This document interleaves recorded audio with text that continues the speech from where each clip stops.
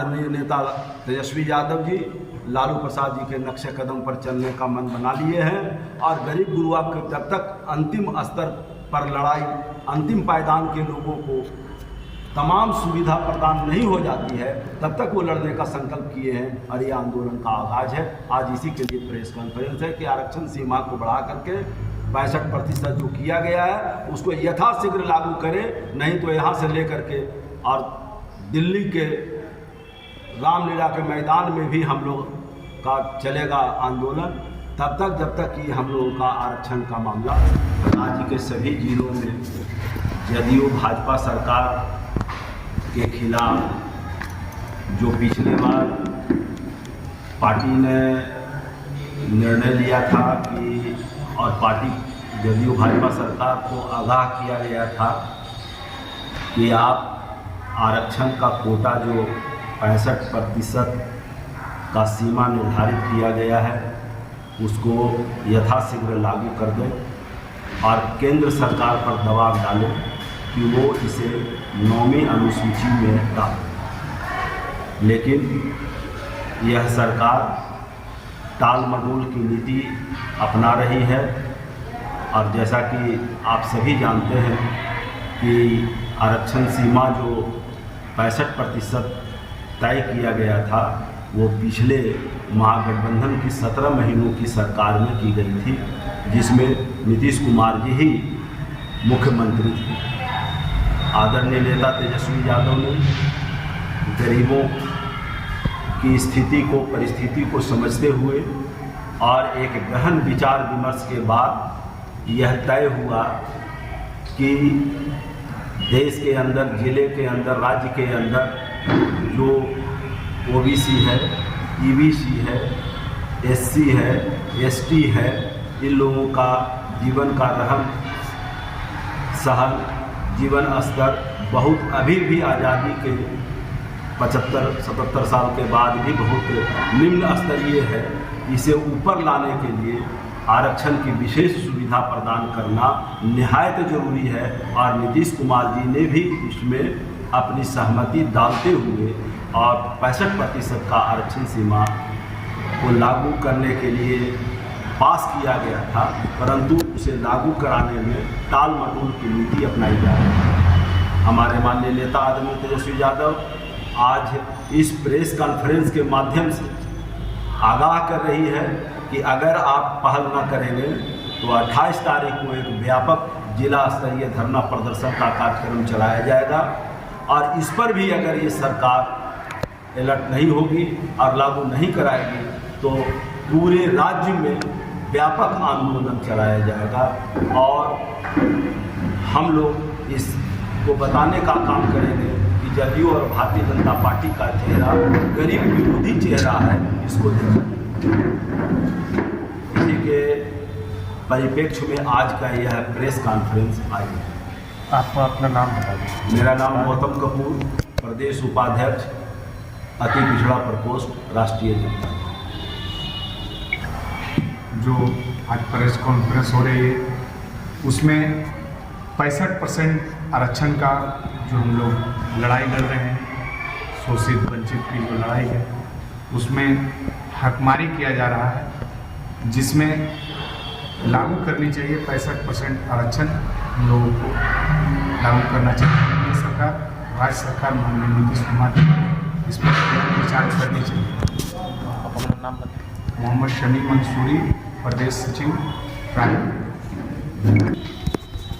जैसा कि आप लोग जानते हैं कि आरक्षण की लड़ाई राष्ट्रीय जनता दल बहुत मजबूती से लड़ रही है और बीच में जो नीतीश कुमार के साथ में हमारी सरकार बनी थी तो उस समय 65% आरक्षण लागू कराने के लिए हमारे नेता तेजस्वी यादव जी की पहल थी कि बिहार में 65% आरक्षण लागू होना चाहिए, जिसको लेकर के जातीय जनगणना कराया गया था। जातीय गणना के बाद में लागू भी हुआ, लेकिन हाई कोर्ट के द्वारा उसको निरस्त कर दिया गया और नीतीश कुमार और एनडीए की सरकार जो है आरक्षण विरोधी है, वो वही जो है आरक्षण लागू करने में आनाकानी कर रही है, जिसको लेकर के राष्ट्रीय जनता दल मुखर होकर के पूरे बिहार में हम लोग इसका आवाज़ उठाएंगे और आंदोलन करेंगे, क्योंकि जब तक 65% आरक्षण लागू नहीं हो जाएगा तब तक हम लोग राष्ट्रीय जनता दल के लोग संघर्ष करेंगे। और जिसी को लेकर के हम लोग 28 तारीख को हम लोग धरना का आयोजन भी 28 नवंबर को 65% आरक्षण लागू करना होगा, यही हमारी मांग रहेगी। और इसी की लड़ाई। नाम? चंदन कुमार चौधरी, जिला प्रवक्ता नवादा। कॉन्फ्रेंस के माध्यम से मैं लोगों को ये बताना चाहती हूँ कि हमारे नेता आदरणीय तेजस्वी यादव जी का आदेश आया है कि गरीबों का किस तरह हक मारा जा रहा है।